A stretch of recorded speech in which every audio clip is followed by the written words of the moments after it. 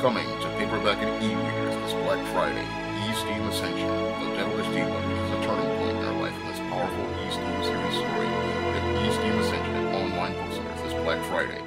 In a previous video, I talked about creating non-SJW black characters, and in this video I'm going to talk a bit more about creating black female characters that aren't SJWs. Now, in the Diversity in Comics video that inspired me to make this video, he was talking about how Mark Waid had created black women to be props in a Captain America comic. And the reason why he created these black women to be props in that Captain America comic is because he didn't know much about black women.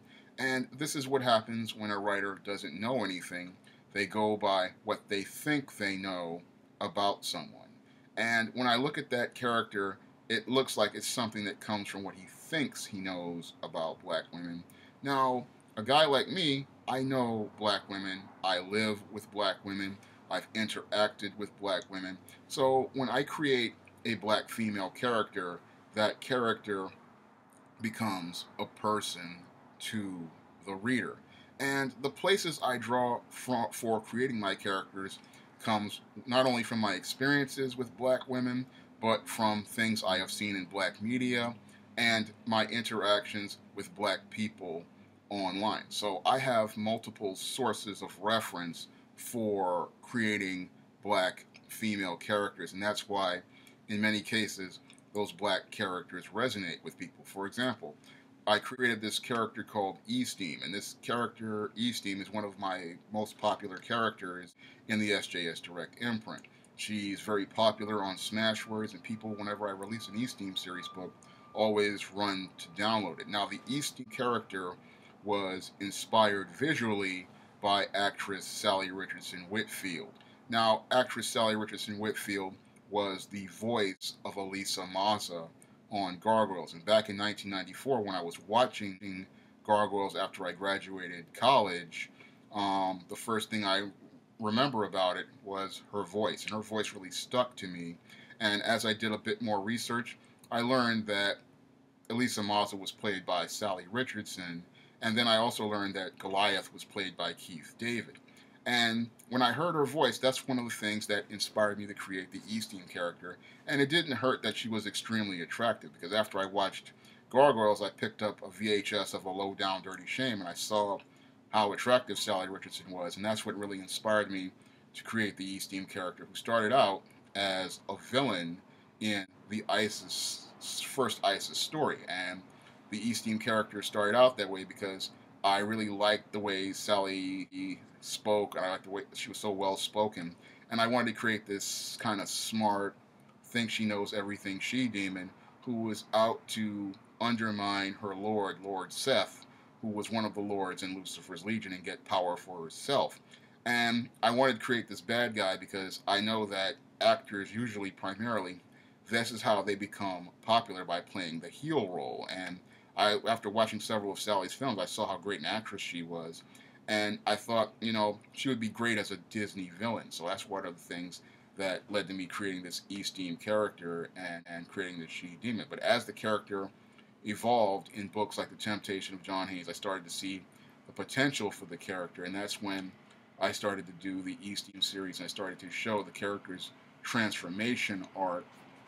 And all of that was done because I just got inspired by hearing Sally Richardson's voice in Disney's Gargoyles. Now, I also create characters based on people I know, and one of the characters I created based on a person I know was the Doc Flowers character, who was a supporting character in the ISIS series. And the Doc Flowers character was inspired by Professor Flowers, who was one of my teachers at Monroe College. And Professor Flowers taught me Introduction to Business, and she also taught me organizational behavior. And the way she taught had such an impact on me that I wanted to pay tribute to this professor in a character. And I did that in not only the ISIS series, but in also the novel The Thetas. And with the Doc Flowers character, she's this older woman who's highly intelligent, but she's also skilled with different areas of culture, and she's also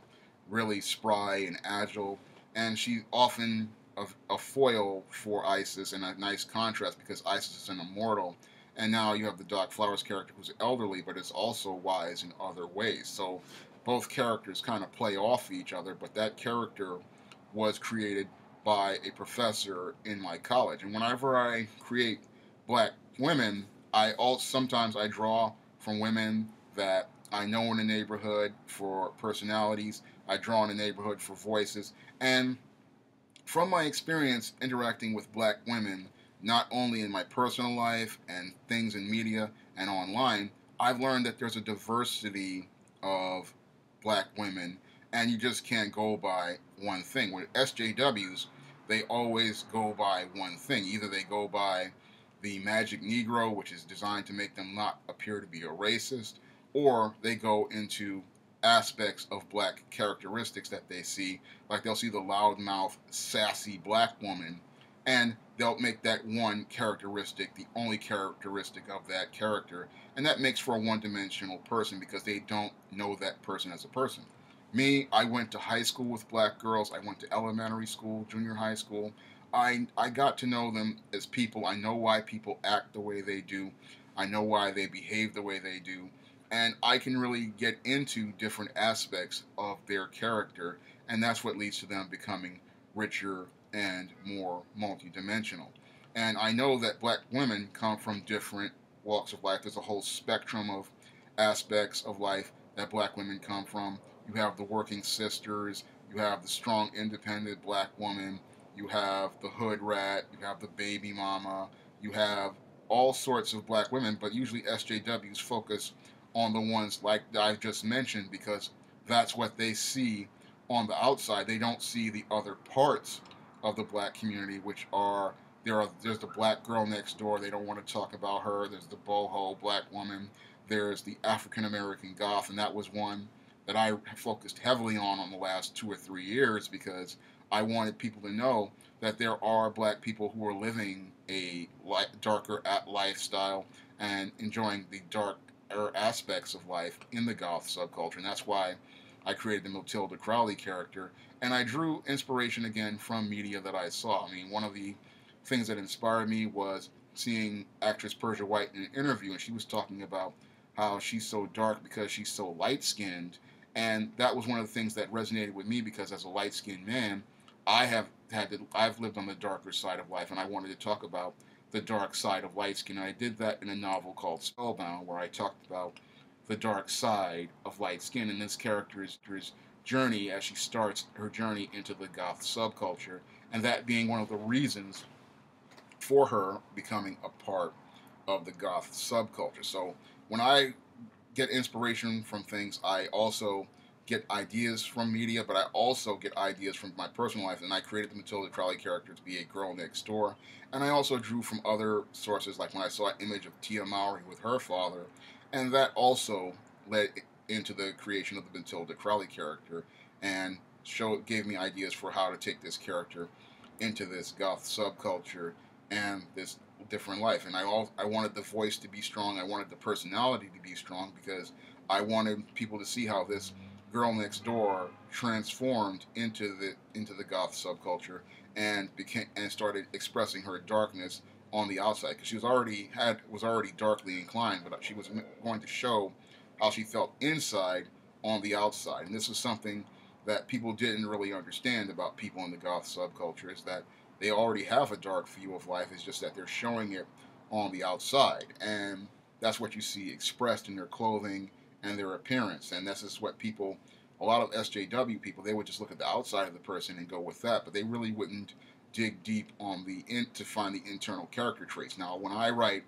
black women, I go and I try to dig deep on the inside for the character traits that make them relatable to people. So when I was writing the East Team character, I started out with this woman who became a she-demon, but I showed why she became the she-demon. It was related to many of the issues as related to her family, because she was the princess of Keisha, and then her nation was destroyed by Osiris and Ra, and then she was adopted into their family, and then she believed she was rejected by Osiris, and these father issues are what led to her becoming this she-demon. And this is all stuff that led to her thinking that she had to go down this road because at the time in ancient Egypt, Osiris was considered God. So she thought if God rejected her, she had to become this demon. And it wasn't until the temptation of John Haynes that she meets John Haynes. And then what happens is his example of Christ is what inspires her to change. And that's why she decides to go down the road and start working towards salvation. That's what we see in the Esteem series. Her transforming into this character until eventually to the point where she finally breaks away from Lucifer's Legion and starts growing in her relationship with Christ. That's what we see with the Esteem character. And that's all part of the character transformation arc I created for the character because, as I see it, when you're writing black female characters, you want to have a character transformation arc. That's something that is really lacked with superheroines and superhero women, regardless of race, but I wanted that to be a major part of this Esteem character. I also wanted it to be part of the Isis character, and that's why I created the whole concept of the goddess next door. Now, the Isis character, in contrast to the Esteem character, she was supposed to be born to fulfill this destiny as the Sword of Nubia. Unfortunately, because she was born human, what happened was she wound up growing up to become a slave in the Nubian palace, but that was working towards creating her to learn more about humanity, and she thinks more human than Esteem. Esteem tends to think more like a goddess, but she thinks more like a human. It's a contrast in the dichotomy with those characters. And because she has learned human things, she tends to think of things from a human perspective. And with the whole goddess next door concept, I wanted to make the whole concept that this Isis was a hero and a friend because after she immigrated to America, she became a part of America, part of American culture. She dealt with struggles like racism, she dealt with Jim Crow, and she dealt with all sorts of aspects of black culture. So she knows about black culture and she wants to help black people. And as a black woman, she sees herself as a person who can help out in the community. She's supposed to be a friend to the community, the goddess next door. Whenever there's a problem, she's there to help people out. And when I create black women, when I created the Isis character, I wanted her to be that girl next door, the friend, the kind of characters I used to see with Denise Huxtable, Tia and Tamara Mowry, and Hillary from The Fresh Prince, and many other black girls I even knew in the neighborhood. These were girls next door. These were friends, and and the power that they had was to inspire people to do better and do things to help people out so that they could learn what they needed to know so they could move on with their lives. That's the whole foundation of the whole goddess next door concept with Isis.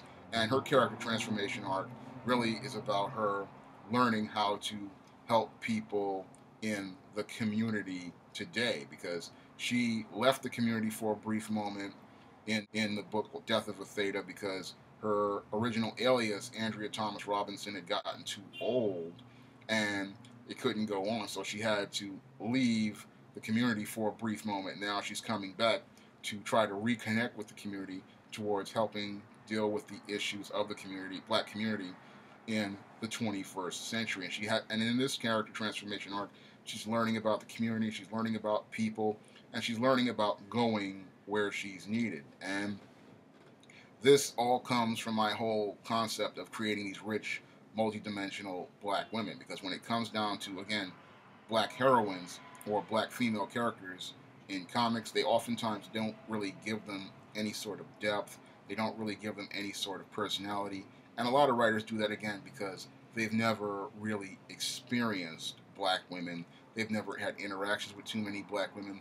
Usually, a lot of the writers, what happens is the only black woman they know is the sassy black woman who sits at the counter of the store, or the administrative assistant with the kids, or the receptionist. They coming from their frame of reference. When I come from my frame of reference, it's coming from numerous black women I've had interactions with. When I was working at AmeriCorps, I ran into numerous educated professional black women who had different aspects of life. Yes, there are educated hood rats, and then there are sophisticated black women. There are black elite women, and then there are intelligent black women like the professor at Monroe College I had an interaction with. And then there are working class sisters who are just trying to get through a day. And then there are girls next door. So there are all aspects of life I've run into. And when I even run into African American Goths at the library, so I've seen a whole spectrum of black women. And when I write stories about black women, I can really dig deep into the well as related to creating their characters' personalities, their voices, and the experiences they have in life, because I'm coming from different experiences I've had in my own life and places I've gone, places I've seen. So I can really show people, a bigger picture as related to the black female image. Because when I would go out here and I would buy books related to black female image, usually they would be things like your Terry McMillan's Waiting to Exhale, where they would show you this single, successful, well-educated black woman who couldn't get a man. That's all I would see for the last 10, 15 years. And then later on now, I'm seeing all these books talking about relationships with white men. And again, these are all only giving you one narrative, and they're not giving you a complete story of black women, black culture, and the black experience. And in comics, we really get a really limited picture because we really don't get to see that many stories. I mean, we get a Misty Knight who was on the arm of an Iron Fist most of the time, or we get Monica Rambeau, who really needs to get more exposure because she's one of the better developed and greater characters who is a black heroine. And she had a great story in the early 80s issues of Avengers where we saw her growing into her powers and then learning how to work on a team like the Avengers, and eventually I think taking a leadership role in the Avengers. And she was a great heroine at Marvel. And then we had Vixen, and then we had Storm. And we really, when it comes down to black heroines, there aren't that many, but the stories that really hurts the diversity as it relates to black women. Me, I've seen a diverse array of black women in my life. I've experienced a diverse array of black women in my life, and that's why I can tell different stories about different black women, like Cassandra Lee, who was a baker who was in downtown Brooklyn, Isis, who was a goddess next door, Eastine, who was a devilish diva, um, Matilda Crowley, who was an African American goth, Colleen Anderson, who was pledging a black sorority, or Nikki Desmond, who was a rich girl in Beverly Hills, or Marilyn Marie, a washed up child star, because these are stories that I have read about, these are stories I have experienced, and when I write black female characters, I draw from all of these different things, and that's what leads to you seeing a richer and more diverse picture as related to the image of African American women. This is what I wanted to contribute to comics as a writer, because a long time ago I aspired to be a comic book writer, and the Isis series was originally intended to be a comic book, and that was based on some ideas I had for a run of Wonder Woman comics, and the Eastine series was originally based on ideas I had related to this devilish diva, but they were originally meant to be ideas for a Lois Lane, because a lot of people, they would think Lois Lane comics are kind of lame, but I saw a way to make it fresh for the 21st century, and to my surprise, people have Eastine has resonated with a lot of people, and the whole Lois Lane in the 21st century concept, it really went over well. I took some aspects of Monster High and took the whole Monster High grown up, and that's also another part of the Eastine series, and it's really resonated with readers over the last couple of years as I've published these books on Kindle and Smashwords. People really like them, and whenever I write black women, you just don't get magic Negroes or sassy black women or black women who are just there just to be black. You get rich, multidimensional characters who give you a panoramic picture of life as a black woman and black culture. And it's kind of a surprise to many people. For people when they read my stories, like I had one person who said on the Thetas, they said they were surprised to hear that a black man could write a black woman and the character could come to life so effectively. They were just surprised about that. But this is just me drawing from my experience and the black women in my life, the black women in my family, the black women who I've had interactions with in the community, and the black women I've had interacting with online. And that's what you see in many of my stories, because I draw from those sources, and I also draw from my own research, and that's what makes great black female heroines. And heroines is something that I have been studying for years. I studied superhero women from Stan Lee and Jack Kirby, and I really wanted to put a fresh take on heroines, and that's one of the things I try to do in many of my stories. Now, when it comes down to these SJW writers, again, the reason why their black women come across as so flat is because these guys, again, have really no real frame of reference. I can really see it in guys like Brian Michael Bendis as Riri Williams, and I could see it with this Mark Waid black female that he put in Captain America. And I can see it in numerous other characters that these writers really, they're coming from a place that they don't know black people, and if they want to write better black people, the best way to do that is to go out here and interact with black people.